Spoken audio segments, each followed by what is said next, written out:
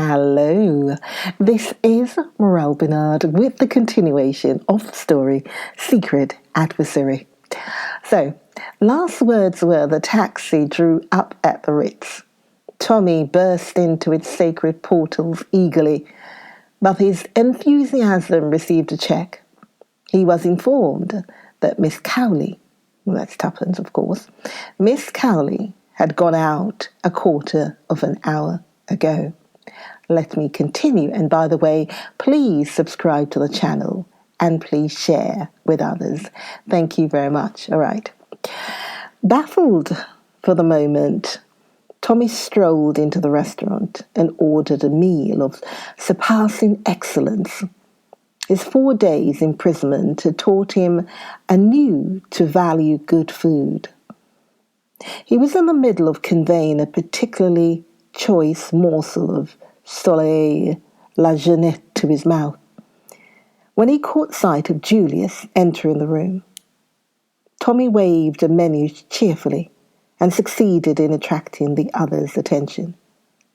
At the sight of Tommy, Julius's eyes seemed as though they would pop out of his head.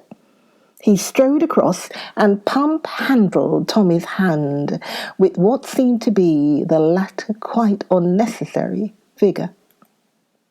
"Holy snakes," he said. "Is it really you?" "Of course it is. Why shouldn't it be?" "Why shouldn't it be?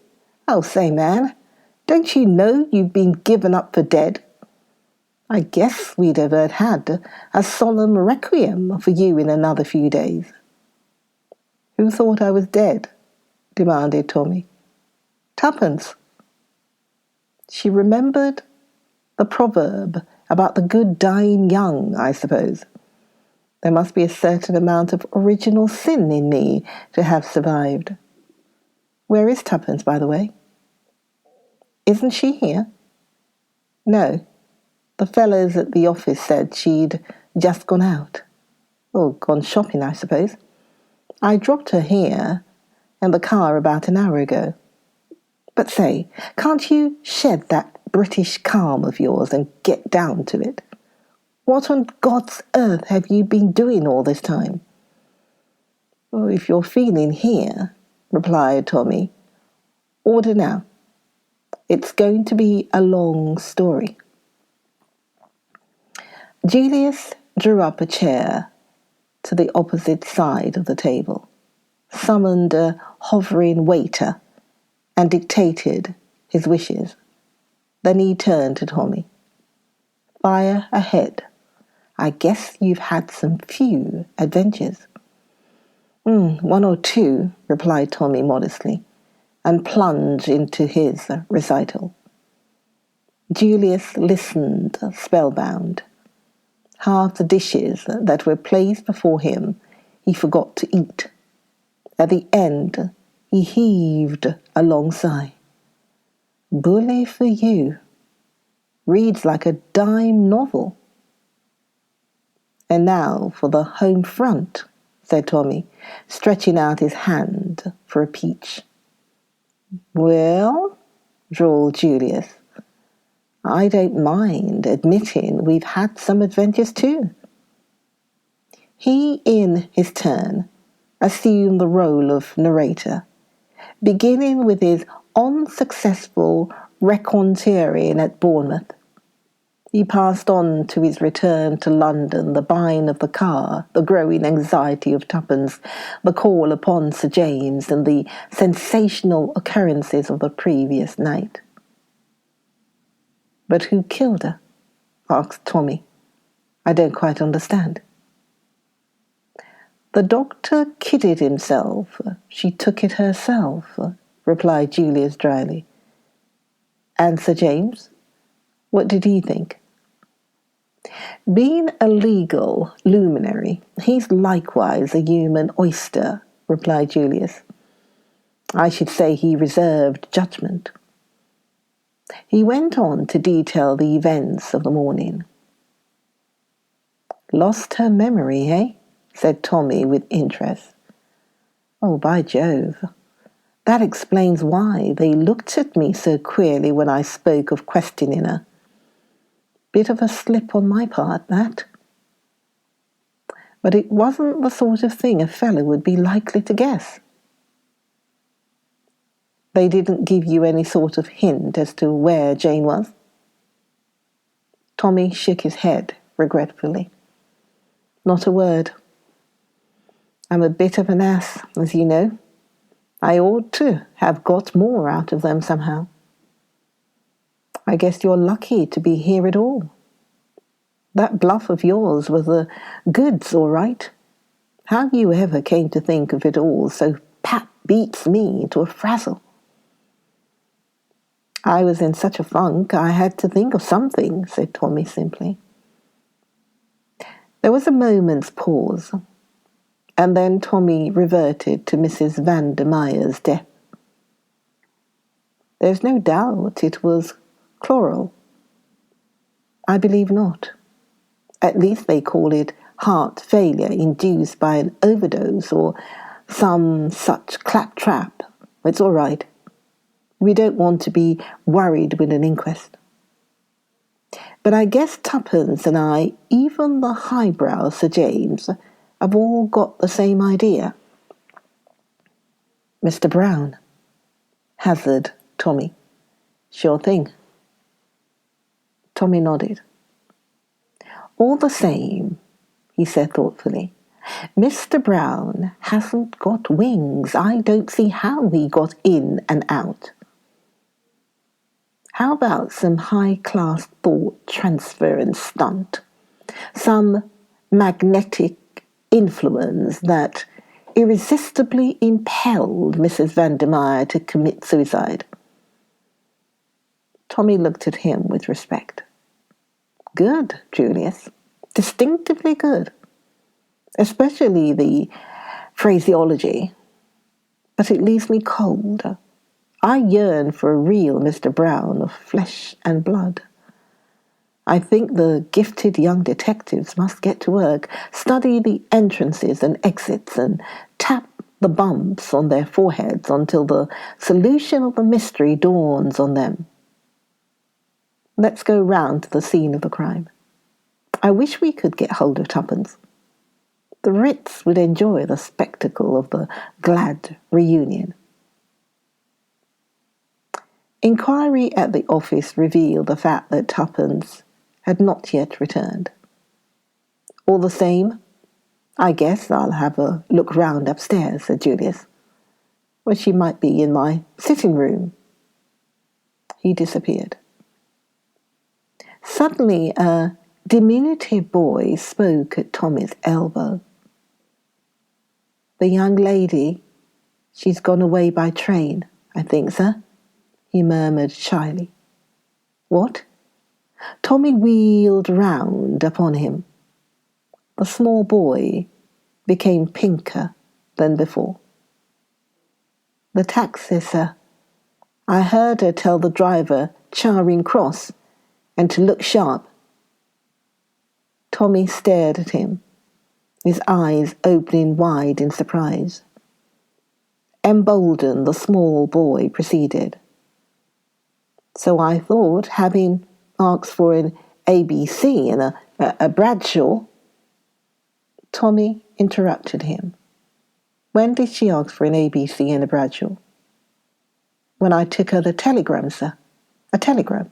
Yes, sir. When was that? Oh, about 12:30, sir. Tell me exactly what happened. The small boy drew a long breath. I took up a telegram at number 891. The lady was there. She opened it and gave a gasp, and then she said, very jolly-like, bring me up a Bradshaw and an ABC, and look sharp, Henry. My name isn't Henry, but... Never mind your name, said Tommy impatiently. Go on. Yes, sir. I brought them, and she told me to wait, and looked up something. And then she looks up at the clock, and hurry up, she says. Tell them to get me a taxi. And she begins shoving on of her hat in front of the glass, and she was down in 2 ticks, almost as quick as I was. And I seed her going down the steps and into the taxi, and I heard her call out what I told you." The small boy stopped and replenished his lungs. Tommy continued to stare at him. At that moment, Julius rejoined him. He held an open letter in his hand. "I say, Hershmeyer." Tommy turned to him. "Tuppence has gone off snooting on her own." "Shucks. Yes, she has. She went off in a taxi to Charing Cross in the deuce of a hurry after getting a telegram." His eye fell on the letter in Julius's hand. "Oh, she left a note for you." "That's all right. Where she's off to." Almost unconsciously, he held out his hand for the letter, and Julius folded it up and placed it in his pocket. He seemed a trifle embarrassed. "I guess this has nothing to do with it. It's about something else. Something I asked her that she was to let me know about." "Oh." Tommy looked puzzled and seemed waiting for more. "See here," said Julius suddenly. "I'd better put you wise. I asked Miss Tuppence to marry me this morning." "Oh," said Tommy mechanically. He felt dazed. Julius's words were totally unexpected. For the moment, they benumbed his brain. "I'd like to tell you," continued Julius, "that before I suggested anything of the kind to Miss Tuppence, I made it clear that I didn't want to butt in any way between her and you." Tommy roused himself. "That's all right," he said quickly. "Tuppence and I have been pals for years, nothing more." He lit a cigarette with a hand that shook ever so little. "That's quite all right. Tuppence always said that she was looking out for—" He stopped abruptly, his face crimsoning, but Julius was in no way discomposed. "Oh, I guess it'll be the dollars that'll do the trick. Miss Tuppence put me wise to that right away. There's no humbug about her. We ought to gee along together very well." Tommy looked at him curiously for a moment, as though he were about to speak, then changed his mind and said nothing. Tuppence and Julius.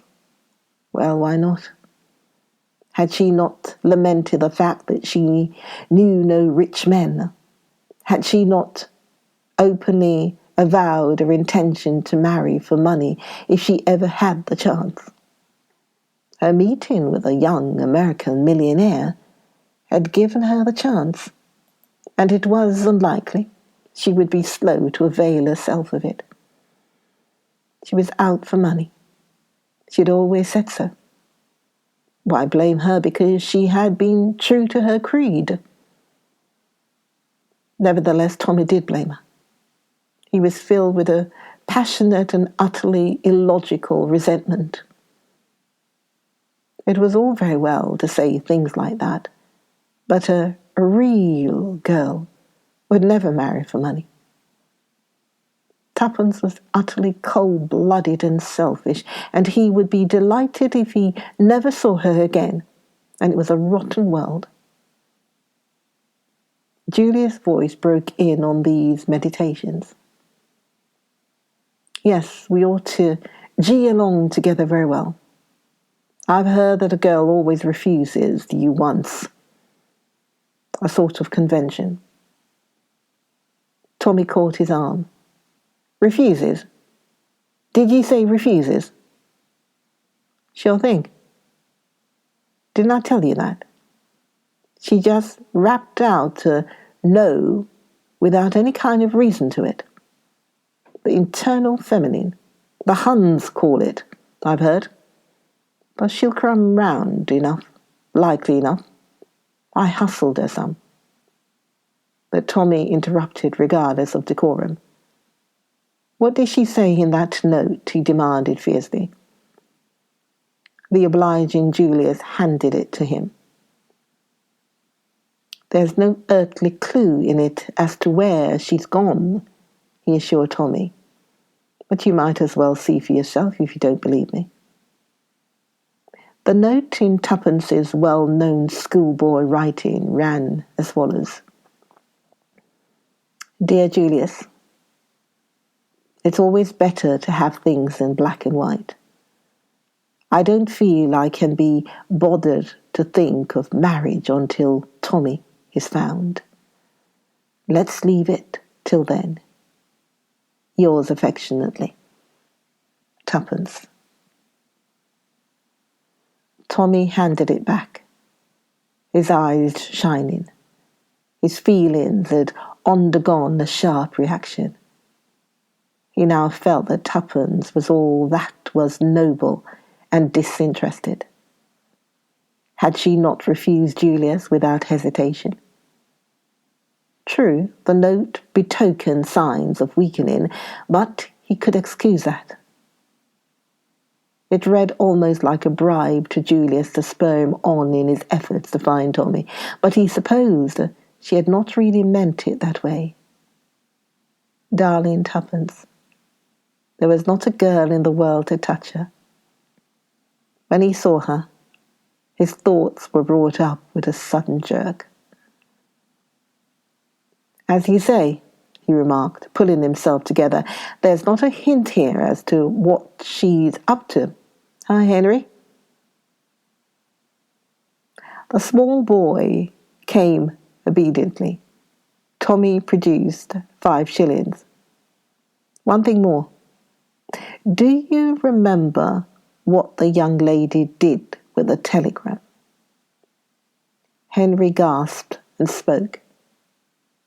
She crumpled it up into a ball and threw it into the grate and made a sort of noise like, whoops, sir. Very graphic, Henry, said Tommy. Here's your 5 shillings. Come on, Julius. We must find that telegram. They hurried upstairs.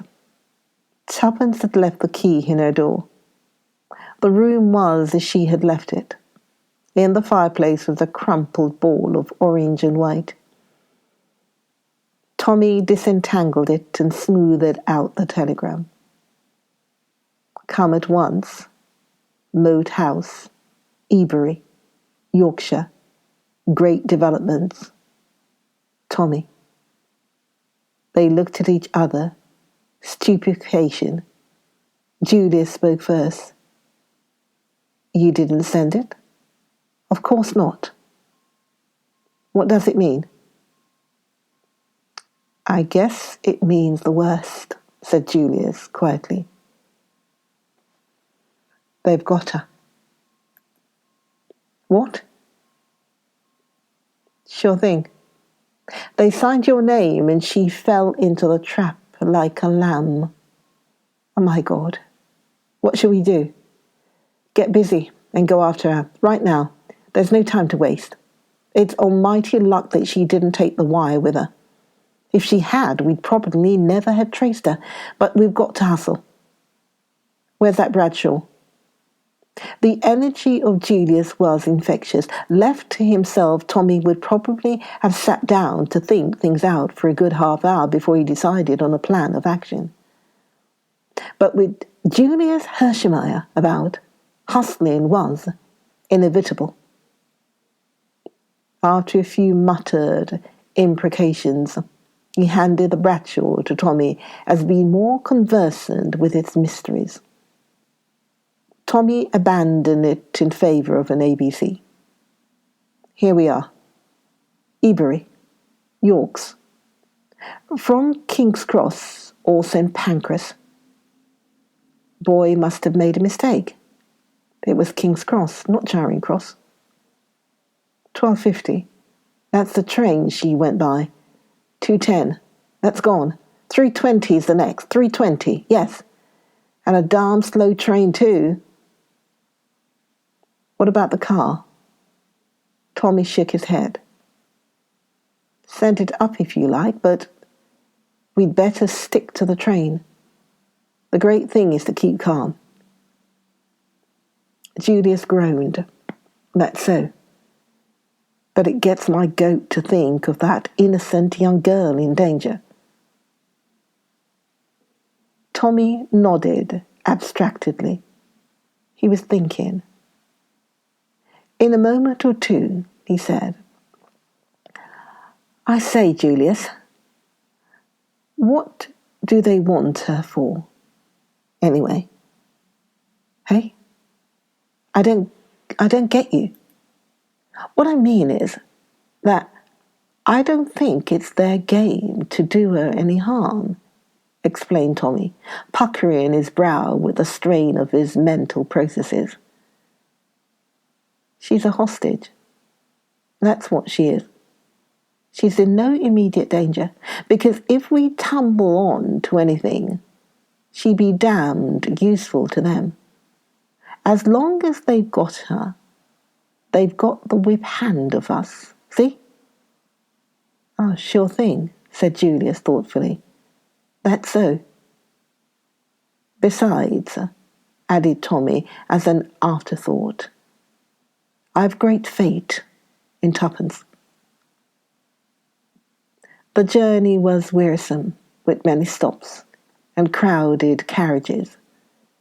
They had to change twice, once at Doncaster, once at a small junction. Ebury was a deserted station with a solitary porter to whom Tommy addressed himself. Can you tell me the way to the Moat House? The Moat House? Oh, it's a tidy step from here. The big house near the sea, you mean? Tommy assented brazenly. After listening to the porter's meticulous but perplexing directions, they prepared to leave the station. It was beginning to rain, and they turned up the collars of their coats as they trudged through the slush of the road. Suddenly, Tommy halted. Wait a moment. He ran back to the station and tackled the porter anew. Look here. Do you remember a young lady who arrived by an earlier train, the 12:50 from London? She probably asked you the way to the Moat House. He described tuppence as well as he could, but the porter shook his head. Several people had arrived by the train in question. He could not call to mind one young lady in particular, but he was quite certain that no one had asked him the way to the Moat House. Tommy rejoined Julius and explained. Depression was settling on him like a laden weight. He felt convinced that their guest was going to be unsuccessful. The enemy had over 3 hours' start.